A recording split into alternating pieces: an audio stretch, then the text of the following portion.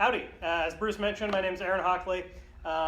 We did meet each other online several years ago. I believe it was originally through Twitter and then face-to-face at a tweet-up, which was a thing that happened back in the early days of Twitter, back when it was pretty much just geeks and nerds on Twitter, before you saw everybody's Twitter handles on the evening news and on sports broadcasts and things like that.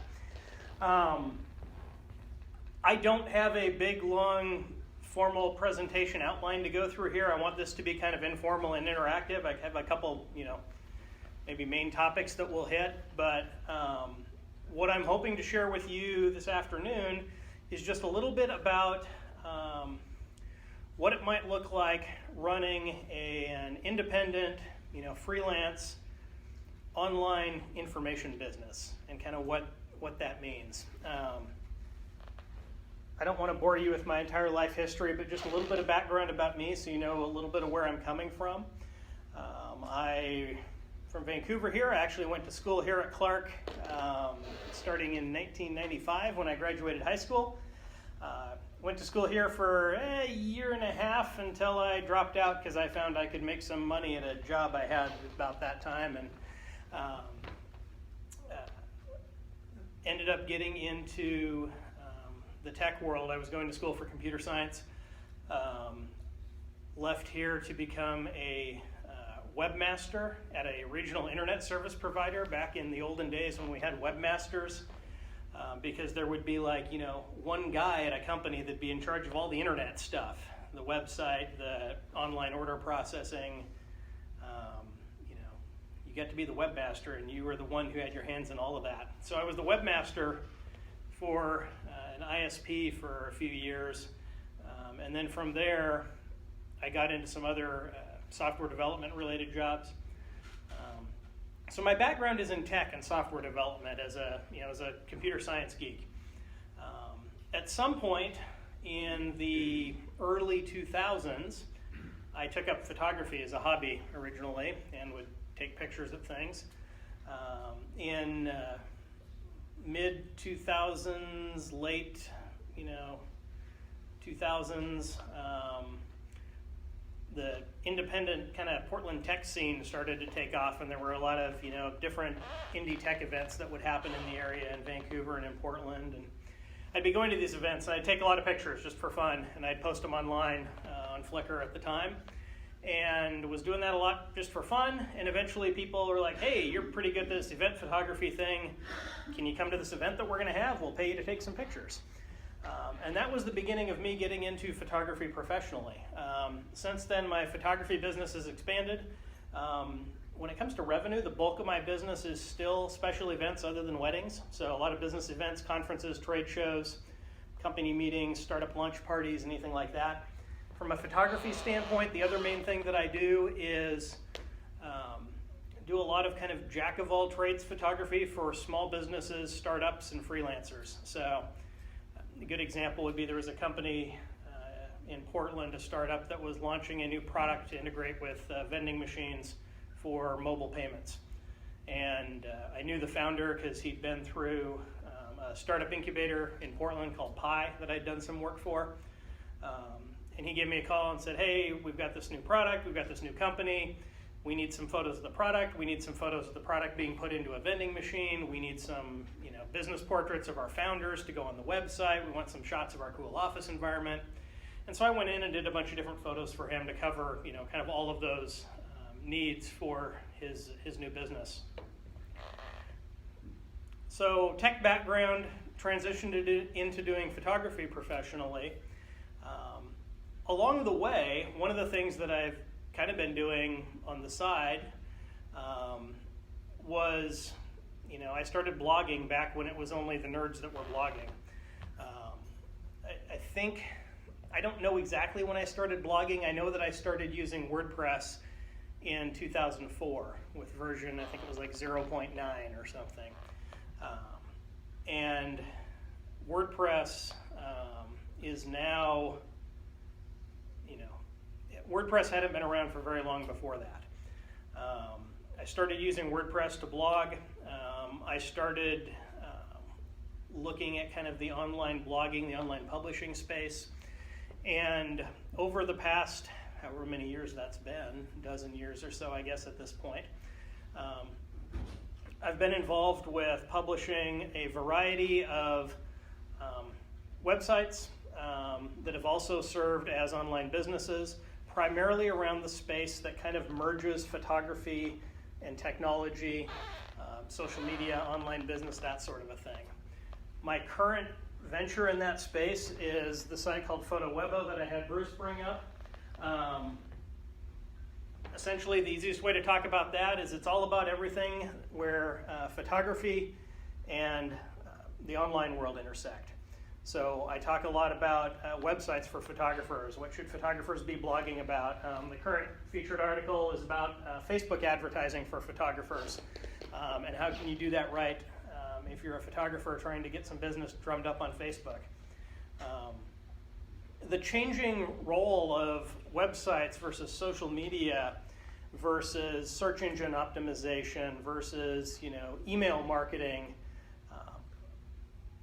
that stuff shifts frequently. And if you're getting into the world of technology and you're talking about online business and business practices on the web, one of the things that's either completely awesome or will completely freak you out, depending on your personality naturally, is that it changes all the time. And so if you take the practices that people were using for online business or online publishing from 2005 and try to use those exact practices to start a business in 2016, you're going to fail because those things have changed. I find this really interesting. I'm the kind of person who likes to try out new stuff. I enjoy experimenting with things. When you experiment with things like this, you know that it's not always going to be a success. There's going to be times when you're going to invest time or money into something and it turns out that wasn't the right path to go down. But on the other hand, sometimes you invest your time or money or energy into something, and the fact that you were one of the first people there can provide a great advantage, the early adopter, early mover advantage. And so if you have that kind of entrepreneurial drive in you, you've always got ideas for things to do. One of my biggest problems is that I've always got more ideas of things I want to do than I have time to implement them. And so as I look at opportunities, it's where do I focus my time and energy such that I can do what's going to give me the most bang for my buck, whether that buck be actual money or just my time and my energy. Because I'm also married and I have a couple kids and I referee soccer games on the side for fun and all sorts of other things. And so as I came in, I heard Bruce making reference to having a job with a salary at a company and things like that. There's not going to be a perfect path that's right for everyone. If you go the freelance entrepreneur, self-employed route of some sort, the good news is you have the freedom to do whatever the heck you want. The bad news is that you have the freedom to do whatever the heck you want. And, Bruce, I know, has a lot of experience on kind of both sides of that equation. He worked for big companies for years, and then he's also owned his own company now for how long have you been doing the independent software thing now? 9 years. 9 years. So, there's no magic formula that's going to be perfect for everyone. It all kind of depends on your interests, your personality, where you're at in life, how tied into other things you are. But from the perspective of, let's say you want to have an online business, there's kind of a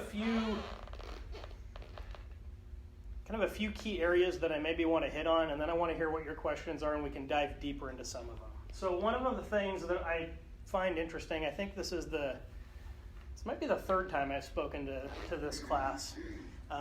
One of the areas where I know there are often a lot of questions is people wonder about web platforms. Should I use WordPress? Should I use Squarespace? Should I use something completely hand-grown, hand-coded that I built on my own because I'm into code?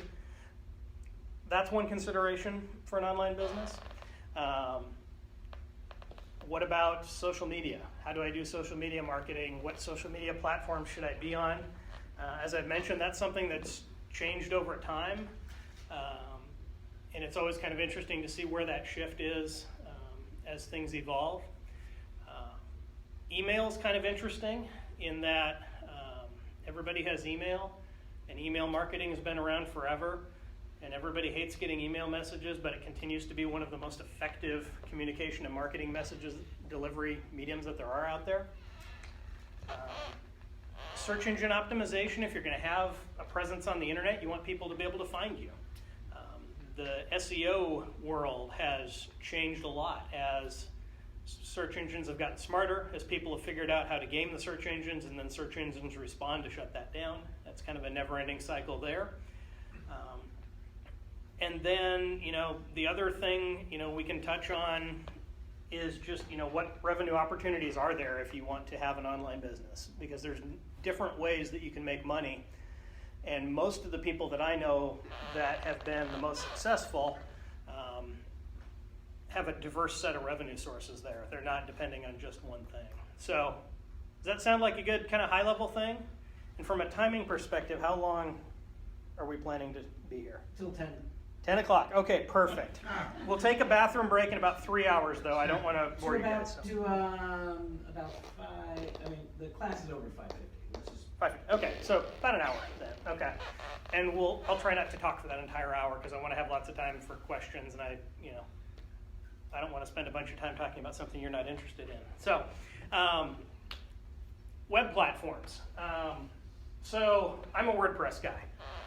I think that when you're if you're looking to run a business online, unless your business is website development, you probably don't want to devote tons of energy into website development, right? You got to be spending your time and your money and your energy on whatever it is your core business thing that you're doing is, right? So when I talk with other photographers, and I do a lot of consulting and helping other photographers with their web presence, sometimes, especially if they have kind of a technical interest, they're like, I want to build my own website. I'm going to design my own theme. I'm going to, write my own plugins to do that. It's like, no, you're a photographer. How do you make the most money? Well, making pictures, shooting a wedding, photographing, executives, taking pictures of, kids and families. Cool. That's where you should be spending your time and money because that's what you're good at. That's where you're going to bring in the most revenue. Your website's going to be a way to help bring in that business, but unless you want to do website development, you probably shouldn't be spending your time doing all your own website development. WordPress is in an interesting space. Right now, the latest stats that I saw as of, 6 months ago or so, is that of the top 1 million websites on the internet, 26% of them are running WordPress now. So that's a huge market share when you consider all the possible options that are out there for running your own website. There's a lot of other content management systems like Drupal or Concrete 5. There's Squarespace. There's the more consumer-oriented sites like Wix or Weebly. There's all the corporate enterprise systems that you can look at, whether it be through Microsoft or IBM or things like that. But WordPress, as an open source software package, has 25 or 26% market share there. So they've got to be doing something right. The fact that they have 26% market share means that there are tons of resources out there around WordPress. If you want to know how to do something with WordPress, odds are somebody's probably already done it, and there's probably an article on the internet that'll at least get you pointed in the right direction on how to do that. With WordPress being an open source software package, there's a few different ways you can go about using it. You can sign up through a managed WordPress internet hosting company where they will get WordPress set up for you. They'll take care of a lot of the back-end stuff like making sure you have backups. They'll take care of some security hardening on your servers, things like that. You'll pay a little bit more per month to do that, but it's a great way to get a good solid presence out there.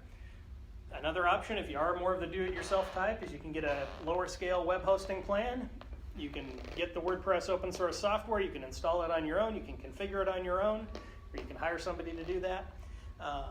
And that's all on you.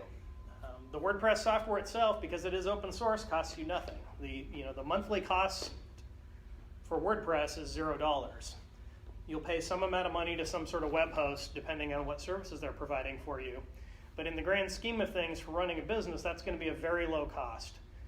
Even if you go for a premium managed WordPress host that maybe costs you $50 a month, in the scale of running a business, $50 a month is a pretty small business expense. You're going to spend so much more money on so many other things than your web hosting. There are other platforms you can build your website on.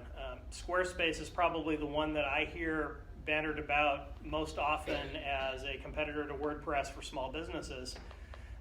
Squarespace is a proprietary system. You pay Squarespace, $10 to $20 a month, depending on exactly what you need from them. They host your website. It uses their software. At a base level, it does a lot of the same things that WordPress does out of the box. It lets you put up pages. It lets you create a blog. It'll let you throw up a photo gallery. You can create a very basic e-commerce store with that. The biggest downside that I see to Squarespace or to any proprietary system is that, great, you have a website built on some other company's proprietary system now. You're at their whim as they decide to raise their prices, as they decide to perhaps change their business model or the way that they're charging for services. If something bad were to happen to the company and they were to go out of business, you can't take a Squarespace site and just move it elsewhere. Whereas with WordPress or even with Drupal or one of the other open source platforms, by the nature of open source, if your web hosting company were to burn down in a fire and go out of business, you could take that copy of your website that hopefully you had a backup of and put it up on another web hosting company's site and be back up and running in almost no time. So one of the things, if you're going to have your own business, is you figure out what companies do you want to partner up with. From a web platform standpoint, I really think that WordPress is probably the best option out there right now for almost every business. WordPress is a content management system, like Drupal or even like Squarespace. The good news is that they make it a lot easier to publish things on the web, than it was 10 or 15 years ago when you had to write a lot of code by hand to do that. You'll often hear about how, WordPress is easy to use or Squarespace is easy to use. I love WordPress, but when I hear WordPress is easy to use as the big mantra of why you should use WordPress, I want to cushion that, kind of with the asterisk of, compared to doing it by hand, compared to a lot of alternatives, yes, it is definitely easy to use. You still have to learn how to use WordPress. If you want to be a professional writer, you're going to have to learn how to use Microsoft Word or whatever writing tool you choose to use. Just like anybody in, kind of in any industry, if you want to do something with some tools, at some point you have to spend a little bit of time learning how to use the tools. The learning curve to learn how to do most things with WordPress is not that great. It's pretty straightforward. I'm just curious, how many of you have used WordPress in some capacity before? Okay, so a third of you, a half of you. So, putting up a basic website, publishing some posts, publishing some pages, uploading images to go in those, it's fairly straightforward. It gives you a lot of flexibility as a platform. And as I said, the fact that it is so popular means that you do have a lot of options when, you want help with it, whether that's figuring out how to do something on your own or whether that's figuring out who can I hire to do something for me. I think there's almost as many WordPress developers out there at this point as there are photographers.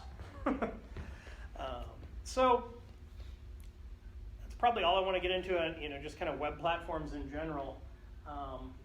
When you're talking about an online business, your web platform is great. I mean, it's the destination where people are going to go. They're going to see what's up with you. They're going to read whatever content you're providing. If you're selling products, they're going to purchase your products there. They're going to hire you for services maybe. Really, the other big online aspect of running an online business is kind of the marketing side of things. And, when I think marketing and online business, there can be offline marketing. We see offline marketing for online businesses all the time. Whether super high profile example would be GoDaddy running Super Bowl ads, right? GoDaddy's an online business selling online services. They're running an advertisement for the Super Bowl. We see, we hear radio ads for, Match.com. We hear and see ads, offline for other things. But by and large, when you start talking about marketing for online businesses, you always seem to come back to talking about online marketing, which really, when we're talking about usage of social media, when we're talking about search engine optimization, if we're talking about online advertising, that all kind of bundles up into that category. So I'm curious, from a social media perspective, how many of you in here regularly use, and I don't know, if I say regularly use, let's say, you probably check in once every day or two, Facebook. Almost everybody. Usually there's like one or maybe two people in a group this size that aren't on Facebook, but almost everybody's on Facebook from a social media perspective. Okay. How many of you regularly use Twitter? Okay, so now we're maybe down to like half the group. How many of you regularly use Instagram? Okay, probably about the same. Pinterest. Few. Snapchat. Okay. LinkedIn. Just a couple. Okay. What big social network have I forgotten to mention? Anybody using Google Plus anymore? One. Okay. These things change over time, right? So, I got on to Twitter pretty early. I think Bruce did as well. I know I joined, I think it was 2007. And so Twitter is still a place where I spend a lot of time connecting with people. Facebook is probably the most popular social network that's out there. When it comes from a user standpoint, they're the big dog. Instagram is really popular from a user-based standpoint. But the thing with social media to remember is that generally these companies come and go. How many of you use MySpace regularly at this point? Not very many. They're still out there. They are still out there. And if I'd asked that question to a similar class in 2006, probably almost all the hands would have gone up. It would have been like when I asked about Facebook. So these things evolve. Now, I was a huge Google Plus fan. I really loved Google Plus, but it kind of faded away and didn't really catch hold. It did some really cool things. As a photographer, the photo image display on Google Plus was way ahead of any of the other social networks at its time. When you compared how images looked on Google Plus initially compared to how Facebook displayed them at the time, Google Plus was way better, and then Facebook changed their interface to more match Google Plus. And so that kind of drove that competition, and they both got better. But these things change over time. And so one of the things to know as a business, online or offline, is that when you're investing energy in social media,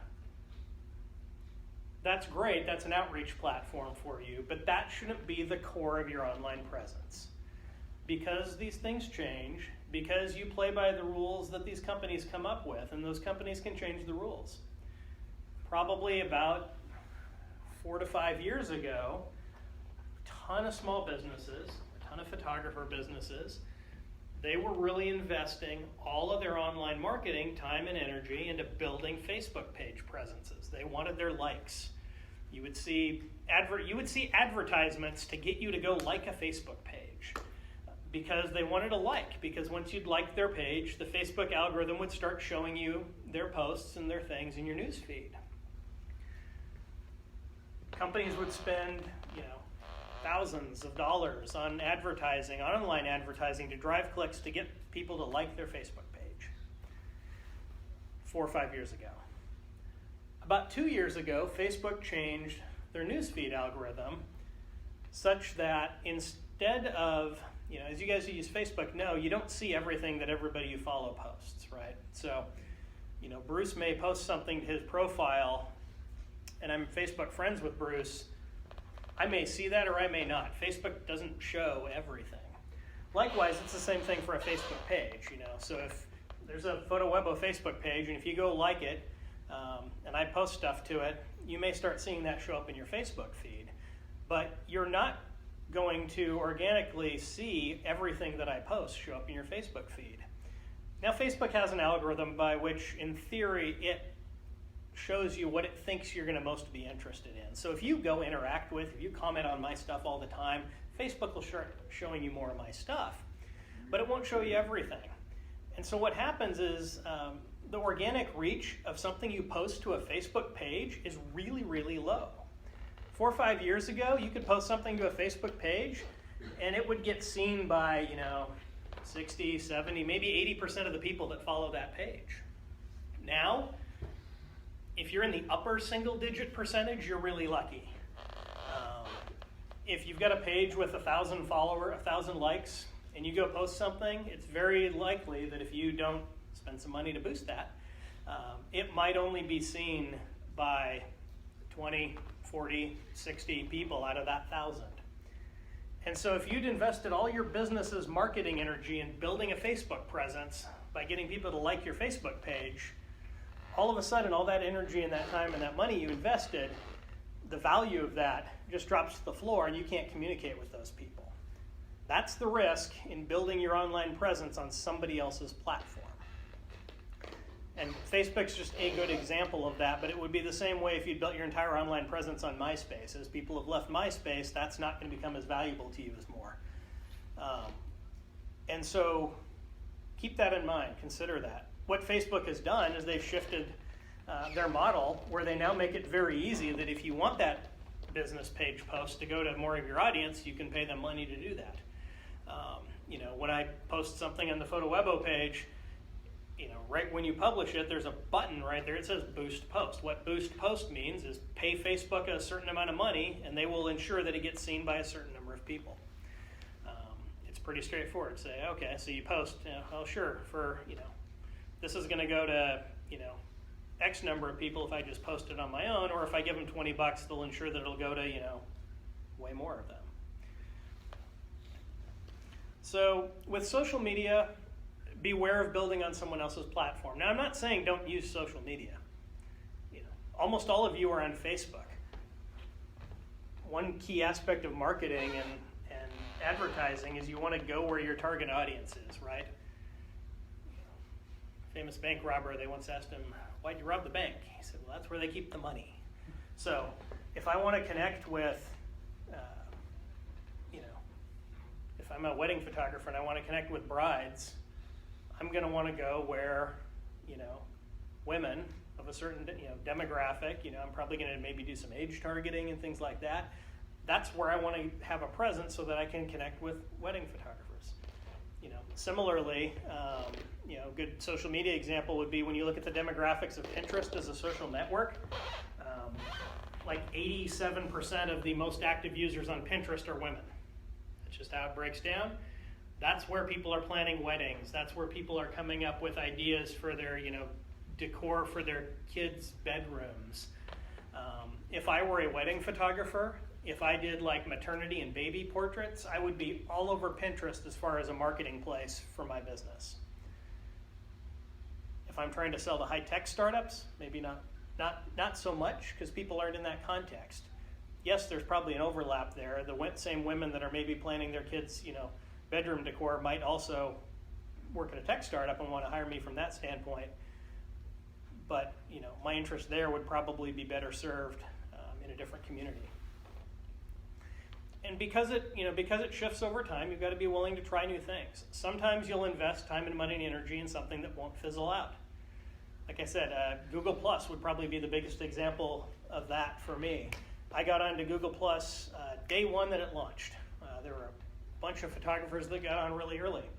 I started posting a bunch of photography there. I started engaging with a lot of other photographers. At one point, I got on briefly Google Plus's suggested user list for when you set up your Google Plus account and one of the interests you said was that you were interested in photography, I was one of the accounts that they recommended that you follow. And so I got thousands and tens of thousands of followers, people I have no idea who they were, but they started following me on Google Plus and they would see the things that I posted.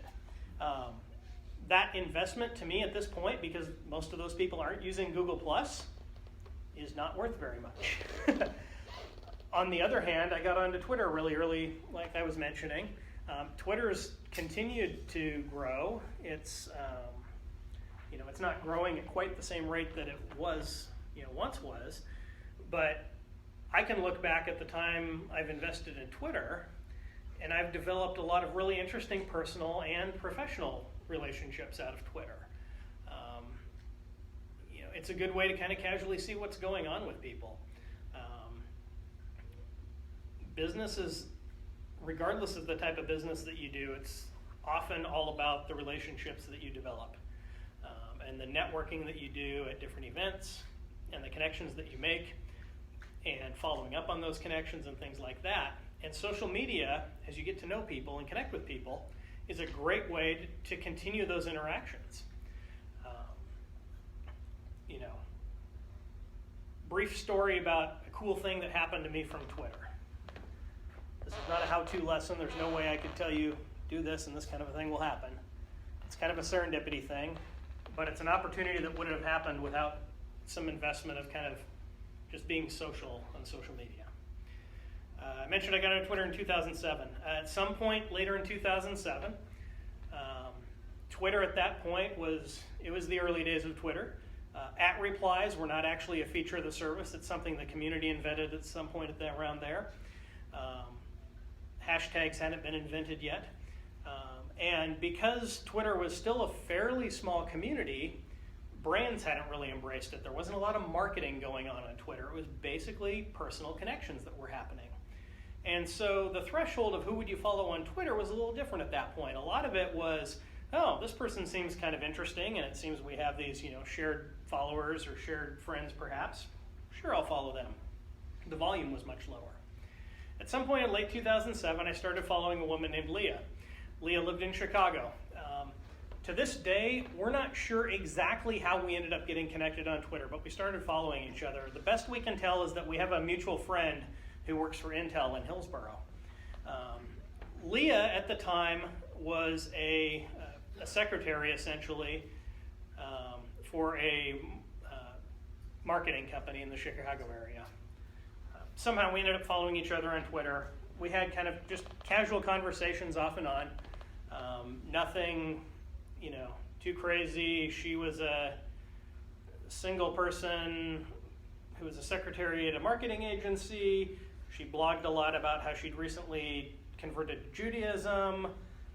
I'm like a married guy, not religious, have other things going on, different careers. So not a lot of real common interests other than we just kind of followed each other on Twitter, and she seemed interesting, and apparently I was interesting enough to her.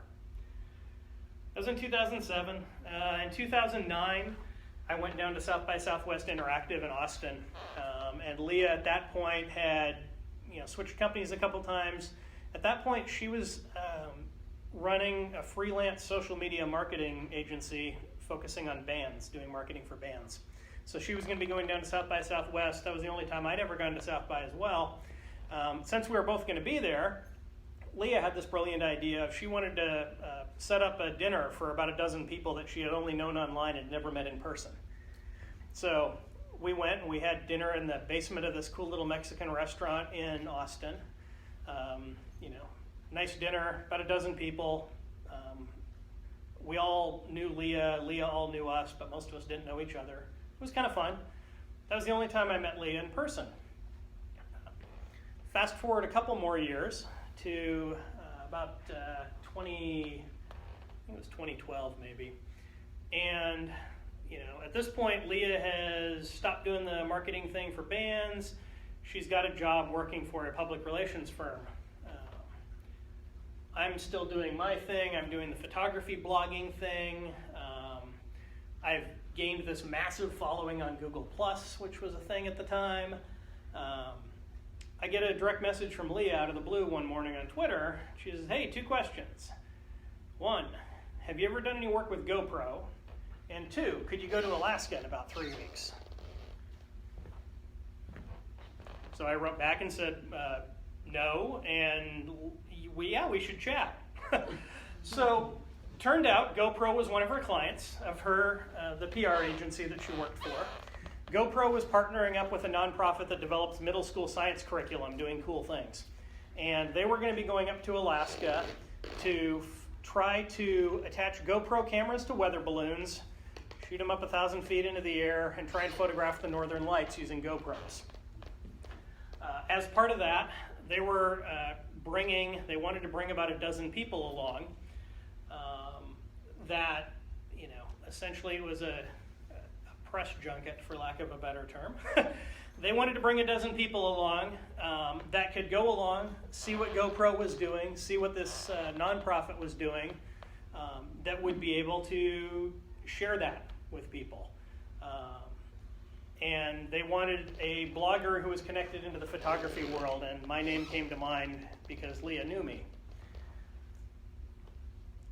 Random casual connection on Twitter. Got to go up to Alaska, got a bunch of GoPro camera gear, got to meet some really interesting people. Among the people that were part of this other dozen were a couple really high-profile mommy bloggers, for lack of a better term, that have written books and gone on Oprah and have done a lot in that kind of world. Got to go, the editor-in-chief of Engadget at the time was part of the group. The guy who that went on to become the editor-in-chief at Gizmodo was part of the group. Got to sit and eat dinner with those guys one night.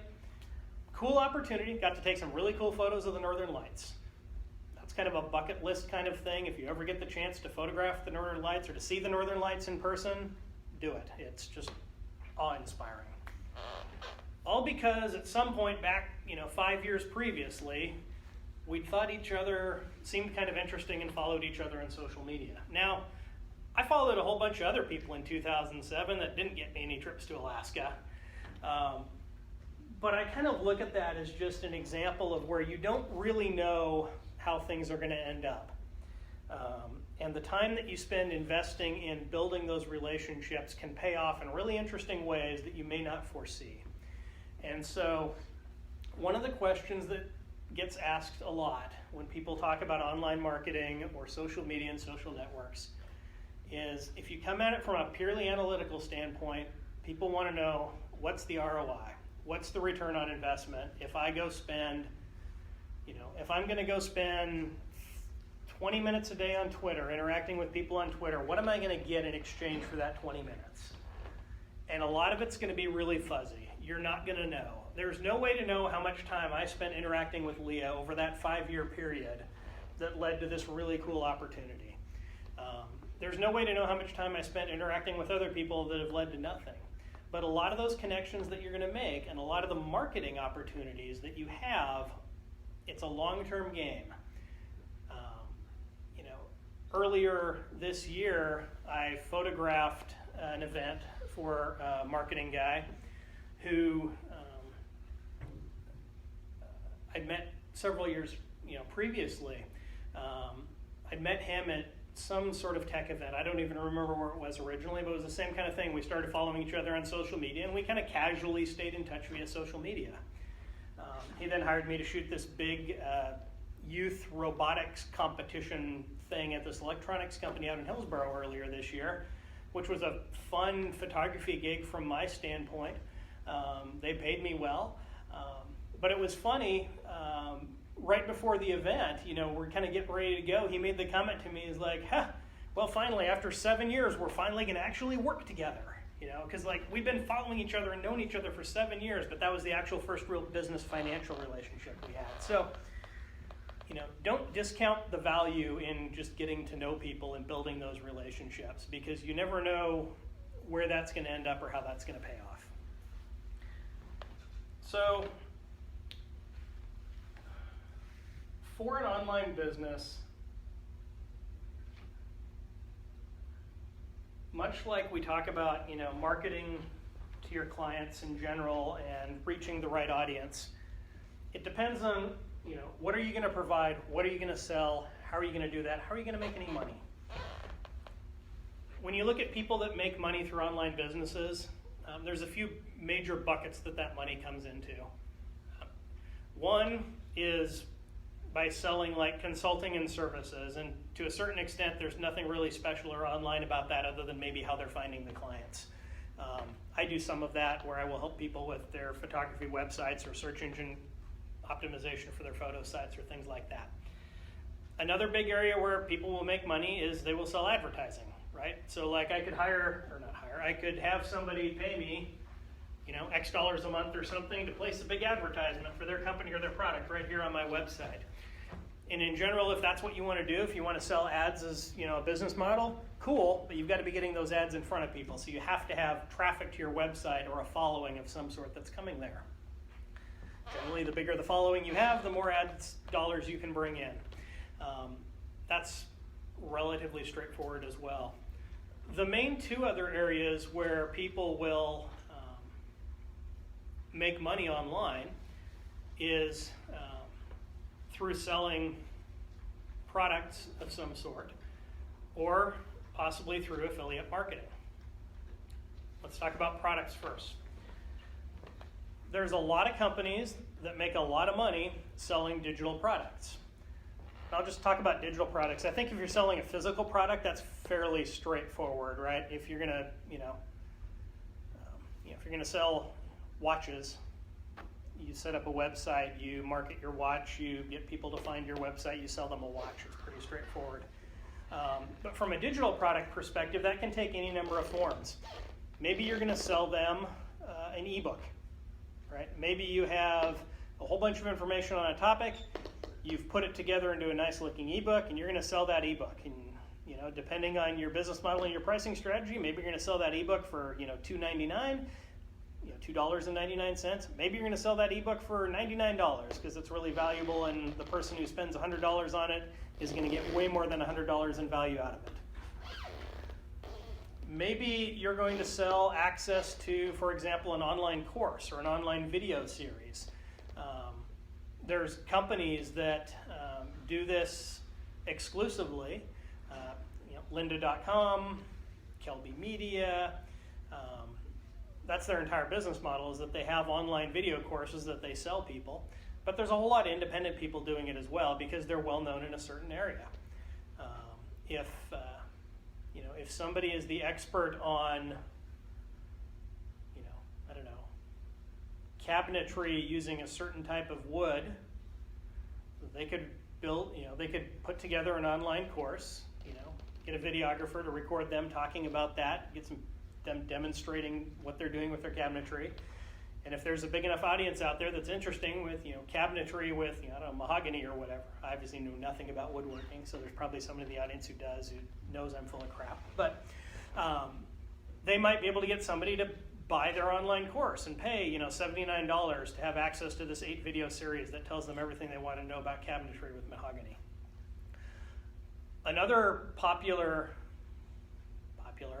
option, if you're selling information products or you want to sell a community membership, is a recurring membership model where somebody will pay you X dollars a month to be part of your membership community. I just joined one of these recently that somebody I know set up, and it's essentially a membership community for people that are doing various freelance online businesses. And so for a certain number of dollars a month, you get access to this this private community. There's a Facebook group for the discussion. There's a Slack, Slack instance for chat. The people that are producing it are releasing, information resources, a set of them each month for people that are doing freelance businesses. The last one they released was all about tax deductions. Exciting stuff. But the idea is that you pay this amount of money every month to be a member of this community. From running a business standpoint, recurring revenue is golden, right? Sure, it's great to get $25 from you once, but if I can get $25 from you every month, that's even better. From a couple standpoints. One is that I get more money. The other is that I have some ability to kind of predict future revenue as well, right? There's going to be some churn. People are going to drop out and leave the community. But as long as I've got more people joining the community than leaving, I know that there's going to be some growth and I have some stability with my income. That's something that in a lot of freelance businesses you don't have. From the photography side of things, as a freelance photographer, I will occasionally have gigs booked out to a certain extent, but I have no idea how much money I'm going to make next month from a photography standpoint, because the photography gigs very often, they call me up and it's like, hey, we need to get a new group shot of everybody in our dentist's office. Can you come by next Thursday? Cool, great. If I'm free next Thursday, I'll come by and we'll do that. But I don't know that phone call is going to happen. So recurring revenue is great from a stability and a prediction standpoint. The other big area where you can make money online is affiliate marketing. Does anybody know what affiliate marketing is? Nobody. Cool. Okay. So affiliate marketing is where, so I'll use an example for me. So affiliate marketing is where I have some people that are paying attention to me. I have an email list, I have a website, I have a blog, I have a social media following, and people see stuff I post. And a company that has a product that's of interest to the people that are following me wants me to help market their product for them. This Facebook ads article that's right now front and center that came out yesterday or the day before is actually an affiliate marketing thing. I didn't write this book on Facebook advertising for photographers. Someone I know wrote it, and he said, hey, you've got a whole bunch of photographers that are following you and looking to you for guidance on how to do their online their online presence as a photographer. Help me sell this thing. The Facebook Ads for Photographers product is it's basically an ebook. It's about 150 pages long. It contains a ton of really great information on how to do Facebook advertising and Facebook marketing correctly for a photographer who wants to get more clients and book more gigs. They charge $79 for the ebook. And for every person that buys one of those after clicking a link through from my website or from my social media links that I post or things like that, I get a 40% cut of that. So somebody comes to my website, reads that article, says, this is great, I'm a photographer, I've been trying to figure out Facebook ads, I've done a couple, they've sucked. This will help me get it right. There's like a 30-day money-back guarantee on this thing, I believe. Cool, they click the link through from my article. They pay $79 to the company that put it together called Photography Spark. And after that 30-day window expires, Photography Spark sends me, of that $79, that works out to, $35 roughly, I believe. It's about a 40% cut. So that's how affiliate marketing works. Essentially, you're getting paid to send referral traffic. So on one hand, this is fantastic. If there's a product that matches with my audience, and it's a product that doesn't suck, I can do some marketing for that, talk about something that I might have talked about anyway, and get paid for it. Affiliate marketing is also ripe for all sorts of abuse, and it can get a negative connotation from some people because they've seen that abuse happen. So one of the caveats they put in there is that, and the product doesn't suck. Well, I get paid the same commission whether the product sucks or not. This could be the worst resource ever. It could tell you nothing useful about Facebook advertising. But if somebody buys it through my link, I'm still going to make my $35 roughly. Cool. The problem is that shoots my credibility, right? So in order to do affiliate marketing effectively, and in order to really run a business effectively, online or not, you have to have some credibility. Sure, I might get that one person to click on that Facebook ads link that goes and buys the product and it sucks. But the likelihood of me to be able to then have any credibility with that person or be able to get that person to believe me anymore when I say something else is cool in the future is gone. And so if you have no ethics, you can still make a lot of money at affiliate marketing. But if you have no ethics, there's a whole lot of other options you can do as well. And so that's something to know. There are affiliate programs for so many things out there. Amazon has the biggest affiliate program in the world. You can sign up to be an Amazon affiliate. They call them Amazon Associates.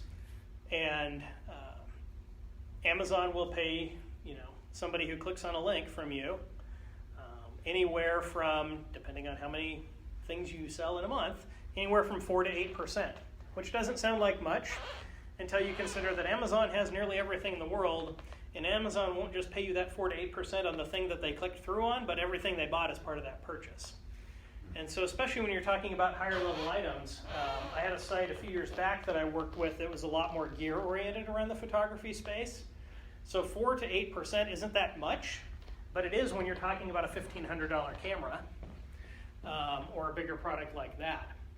And so it didn't take a lot of sales there to ramp that up. So kind of to wrap all this together and then we'll get into some Q&A. One of the common themes amongst any of this is at some point you have to have somebody that knows you exist. If nobody comes to my website, they can't click on my link to earn me my affiliate commission. Or if nobody knows you exist and you're the resource on carpentry, they won't come buy your video course on carpentry. Or if you're selling, an ebook on your own, again, if nobody knows that you have that ebook, you're not going to sell very many of them. So what you have to build in some form is you have to get people to your website, to your business. There's a couple different ways to do that. One is search engine marketing, search engine optimization. Getting it so that when somebody searches for something that you want them to come look at you about, they see your website in the top search results and click through to that. How many of you guys do a search on Google or Bing and end up going to like the 4th or 5th page usually? Probably not very many of you. Usually you're probably only looking at the beginning of those search results. Statistically, the number of people that click through to those subsequent pages, realistically, 99% of people aren't going to look past page 1 or page 2 at the most, unless they're looking for something incredibly specific. And so from a business standpoint, the value of showing up on page 1 for that kind of a thing is very high. People spend a lot of money crafting web pages, putting the right terms on web pages, setting things up technically to ensure that Google thinks you're as relevant as possible on that particular topic. That's one way you can get traffic and get interest, is search traffic. Now, search traffic is, relatively unqualified traffic. It's a random person who clicked on a search engine, and typed in something that, you hopefully are relevant for. You don't really know anything about that person. Once they come through and they get onto your website, cool. They may or may not ever come to your website again. One of the ways you can build a following, and I would argue the most important way you could build a following if you're going to have any sort of an online business or a business with an online presence, is to start building an email list. I don't know anybody who has an online business presence who thinks they started their email list too soon. Most people are like me. They wish they'd started it sooner. They wish that they'd put more intention and attention on getting people to sign up for their list. The reason for that is twofold. One is it helps you capture that person so that you can then talk to them again. If you go to a search engine and you search for the topic you're looking for and you click through and you find an article that answered all that questions that you had, great. You're going to look at that article, you're going to learn what you need to do, maybe you'll find the, whatever it was you're looking for. Odds are you're probably just going to be done with that. Some people might explore a little bit more on the website, but most people come into a website, they look at the page they landed on off of a search engine, and they leave. If you capture their email address, you can talk to them about things that might be related. Setting up your basic email list does not have to be super complicated. There's a company called MailChimp that is probably the most popular email service provider system that people are now using for getting started. It's free up to your first 2,000 subscribers, I believe, which that's a lot of people. So look at building an email list. How do you get people on your email list? There's any number of different ways you can do that. One of the biggest ways to do it is to offer them something of value in exchange for their email address.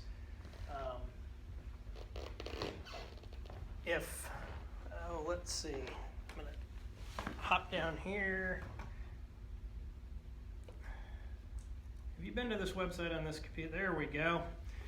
One of the things that happens when you try to leave my website is that pops up.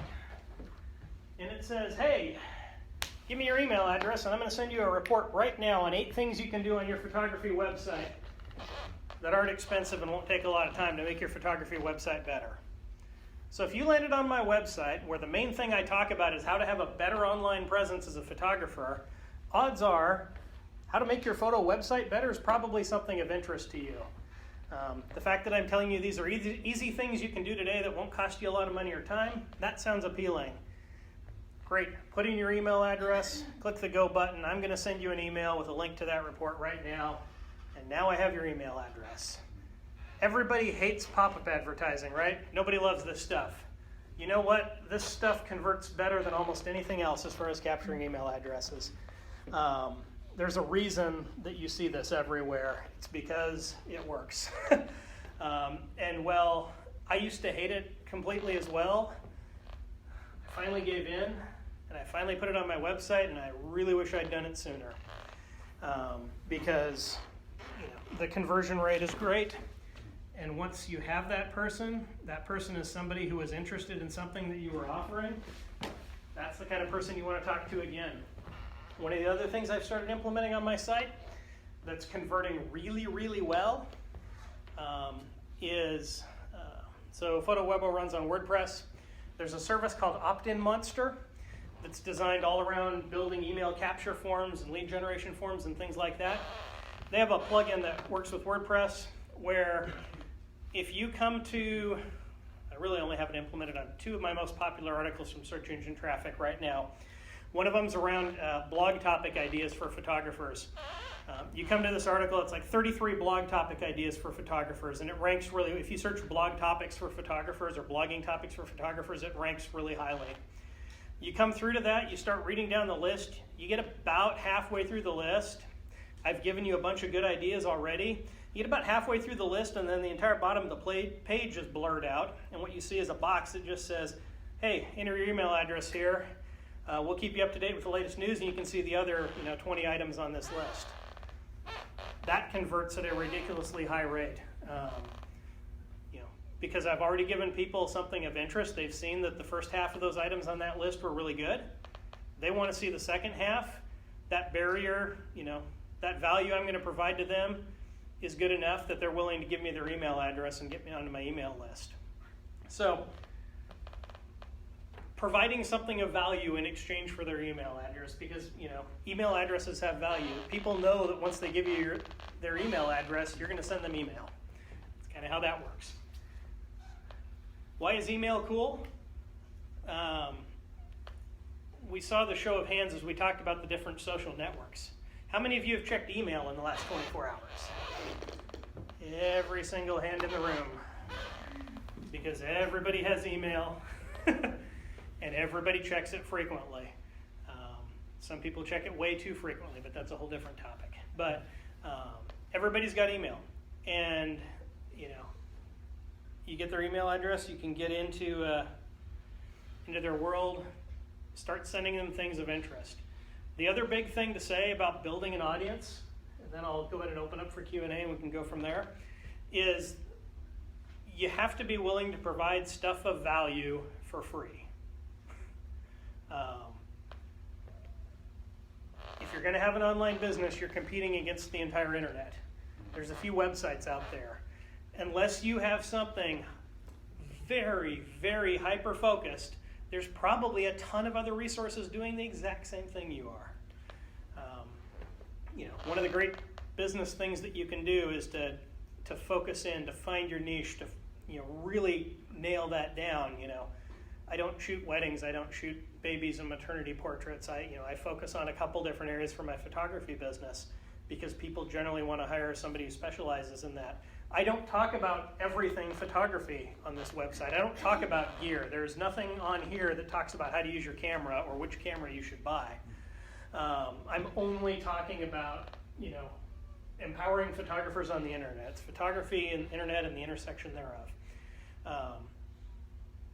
Where was I going with that? Oh, so you're competing with a lot of people. Even if you think you're focused, I talk about how I focus on a couple genres of photography, but I'm still not nearly as focused as some people are. There's a woman who lives in Portland who's a photographer. She photographs tunnels. That's it. Sewage tunnels, subway tunnels, tunnels underground. So when there's a big sewer project going on and a city's rebuilding its sewer system or something, she may get hired as the specialist to come in and take pictures during the construction of the sewer system. Because that's her specialty. She charges people a ton of money to do that. She's equipped to do that. Talk about specialized. Most people aren't quite that specialized. But as you find that focus, offer some resources, offer something of value for free. It establishes your credibility. Be helpful is one of the greatest bits of business advice I've ever received. When you're participating on social media, answer some questions if you have something interesting of relevance to say. One of the things I occasionally do on Twitter is I will go to the Twitter search engine and I will see who's asking questions about like WordPress photography stuff or who's asking questions about Instagram stuff. And I will respond to their tweets and answer their questions. And if I have an article that's of relevance that makes sense to help answer their question further, sure, I'll send them a link to that article. But a lot of times it's just a case of answering their questions and being helpful. And maybe they'll follow me back and maybe I'll be of interest. So by my math, we've got about 15 minutes. What questions do you have? What haven't I talked about or what have I talked about that you want to dive deeper into? Yeah. Quick question on the email marketing. I know that whenever I give my email address, I have this one that I don't use that I put in there, and then I see if I get 80 spam emails, in the next 2 weeks from the website, and then if I don't, then I trust them. So, obviously, I'm sure you're not selling your or using your email addresses to other vendors, but how do you get around that? Do you put a disclaimer there or anything like that? Yeah, so I have a privacy policy on the website, and there's a link to it from the pop-up form even, I believe. I don't sell or give my email list to anyone else. That's kind of a quick way to get your credibility shot because a lot of companies will do that. Similarly, on the flip side of that, if you want to build an email list, the way to do that is not to go buy an email list because that's not going to be a good quality list, right? It's probably not going to be targeted to people that care about you. And, if you're using an email service provider, which if you're going to have an email list, you really have either do it like completely DIY and do it on your own server. And I'm not talking about like through Gmail or something. I'm like you're running your own mail server. Or you're going to use an email service provider like MailChimp or Aweber or Constant Contact or ConvertKit or one of those. The email service providers, they have an interest in having high deliverability rates, right? If I send an email letter out through MailChimp, I want to make sure that it's not going to be getting blocked by spam filters and things like that. And so if you use, I'll just use MailChimp as an example, but like if you start sending a bunch of spammy irrelevant crap and 20% of your list is clicking that unsubscribe link, MailChimp will shut your account down. They will very quickly suspend your account until they figure out what's going on and why, that many people are complaining about you. And so, there is all sorts of badness that can happen with that. But much like everything else, it's a case of, being relevant, letting people know what to expect. I tell people that I send an email out about once a week, which that's about what I do. Occasionally there's a week without one. There might be a week where, if there's something special going on, I may send one, a couple times a week. But, I'm not barraging them with nonstop sales offers. And the other thing is that, that selling to value ratio there has to be reasonable, right? If all you're doing is giving them hard sales pitches, they're going to unsubscribe real quickly, right? You've got to be providing them things of value. And so, a lot of times I'll send an email out that's like, hey, this topic came up. Here's a bunch of thoughts on this. Here's how you can do this better. Give them an article with some useful information. Maybe I don't sell anything that week. Maybe just here's some information, right?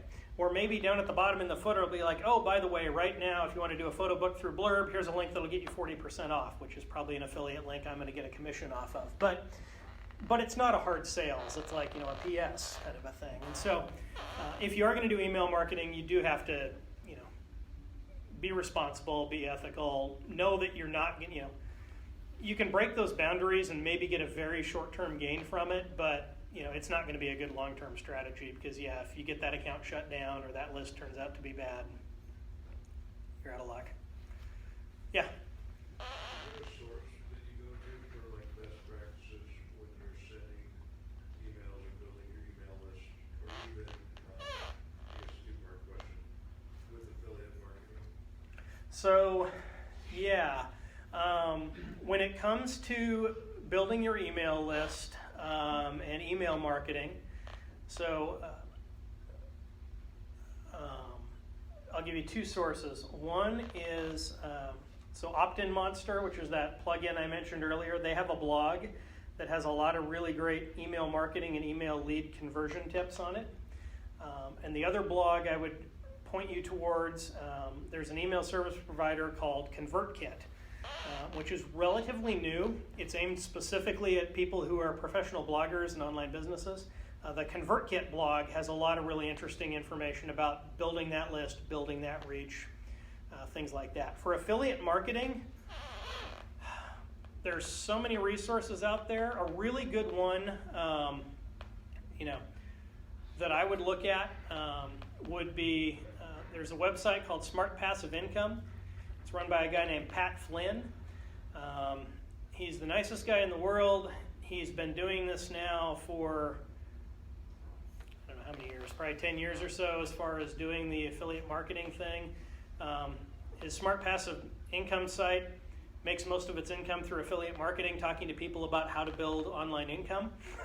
So there's a bit of a kind of meta recurring thing going on there. But he provides a ton of resources that are all totally above board, ethical, honest. Here's how to do it in a genuine fashion. He started out, he was an architect, and at some point got laid off from his architect gig and kind of hit upon it, well, what can I do? He ended up building essentially study resources for people who wanted to take the exam to become a lead certified architect for the green buildings, and ended up making a ton of money around selling the study guides, but also doing like affiliate marketing for practice exams and things like that. And from there, he had a few other ventures that worked out really well, and then he kind of expanded into teaching people about doing that. So those would be some places I would go look. Someone else up there had another question. Yes? Yeah. How often should you be updating or adding to your website? Good question. As often as you can, to be consistent about it without overdoing it. So there's a good non-answer. To be specific, so consistency is more important than frequency. So it would be better to update your website, every 2 weeks reliably than to post 18 articles in a day and then nothing else for 6 months. I don't know about you, but when I go to a website, if I go and I look and the latest thing on the website is dated 5 months ago, it's like, are they still around? Are they still in business? What happened here, It depends on what you're producing. So for photographers, when I talk to photographers about their websites, and they usually have a blog associated with it where they're talking about their latest work or what they're doing, their blog is not their business. Their blog is helping to generate leads for their business, but the blog itself is not the core business product. And so what I usually tell them is shoot for blogging once a week. If you can't make that, 10 days, 2 weeks, a couple times a month is probably good. How frequently you update your website is a search engine ranking factor. If your site is abandoned, Google will start to rank it lower than if you're posting things regularly. But the fact that you're posting, 5 times a week versus twice a week is not going to be a significant difference there. Now, if what you're trying to do is provide lots of resources to bring in traffic and to provide value, then to a certain extent, the more that you can post, the more opportunities you have for that. What I would caution you against is posting so frequently that you're posting things that are so quick and dirty and easy to get out that the quality is really low. Because you're competing with the entire internet, you want to have the best resource that you can on whatever it is you're talking about. And it would be better to publish once a week but have a really great article that you're publishing than to publish once a day and just be kind of, you know, meh, where someone's going to come in and be like, yeah, okay, that says the same thing as the other 18 resources out there. One concept that you'll hear put out, especially around content marketing, you know, writing articles to bring in traffic, things like that, is you'll hear the concepts of either evergreen content or 10x content. Evergreen content just kind of means timeless stuff that's going to hold value over time. My blog topics for photographers article would be a good example of that. I wrote it 2.5 or 3 years ago, but every single thing that's on there is still a very relevant thing a photographer could blog about. Whereas if I write about the latest version of Adobe Photoshop Lightroom software that came out yesterday, great. That's going to be a lot of interest to a lot of photographers for about a week or two until that's old news. The other concept is 10x content, and the idea behind this is something where you can focus your energies to bring in that traffic or to, you know, capture those leads. Find an audience that you want to reach, people that are interested in X or how to do X with Y. Look at the available resources that are out there and then build something that's 10 times better than that. Become the expert on that. Now, this might take you a long time. I mean, I've had articles that I've worked on that have taken me, you know, 3 weeks or a month to put together all the different pieces, to do the research, to do the writing, you know, to verify links and all that. You know, so I'm obviously not going to crank 3 of those out a week. I'll crank out lighter weight stuff. But create those really big resources, because those can be the ones, that's the thing that's going to get you noticed. That's the thing that's going to get you a mention from some big other news site in your industry. That's the thing that's going to get you a link from, you know, from Reddit that catches hold or something like that. It's probably not going to be that thing that you cranked out in an hour one night on a whim. So, yeah. So that 10x content there, is that what you would say you would try to provide something of value for free? Or when you were talking about using the opt-in monster, you can hop up where like half the list is there, and then you have to enter your email address to get the other, would that be that 10x content? Yeah, that would be a good example where you've given somebody something valuable enough that they're like, cool, this is great, this is wonderful, and that's like, oh, give me your email address to get the other half of it. It's not a big barrier to entry there for them. And then the other thing that I haven't mentioned that's kind of interesting is, at some point, if getting people in with interesting content is going to be part of what you're doing, you're going to have to spend some time marketing that content. That means that when you produce that 10x content, when you produce that really awesome article, you know, connect with some of the industry peers that you've probably gotten to know and said, hey, you know, I just wrote this resource on, I mean, so if I was the Photography Spark guys who just written this Facebook ads thing, they're going to be connecting with photography news sites and saying, hey, I just wrote this thing on Facebook ads for photographers. They're going to connect with people that talk about Facebook marketing stuff and say, hey, specifically for photographers, we've got this new resource. As you build your business and you build those connections, you'll kind of figure out who are the right people to know in the different places. And so, there's a guy named Derek Halpern out of New York, he teaches online marketing, he sells courses around online marketing, things like that. He writes 2 blog posts a month. That's it. He does online marketing, he writes 2 blog posts a month. What does he do for the other 28 days of the month when he's not publishing a new blog post? He's marketing those 2 blog posts that he wrote, because those 2 blog posts are really great. He writes an article and always records a video. There's a lot of good resources there. There's some meaty content. And so he'll put that out, and then he'll spend time, engaging on social media, finding people to connect with, connecting up with other bloggers who might want to link to it, and things like that. So it's not just the production of the content, there's also the marketing of it as well. I think we're out of time. So before you head off, how about a big round of applause for Aaron? Thank you.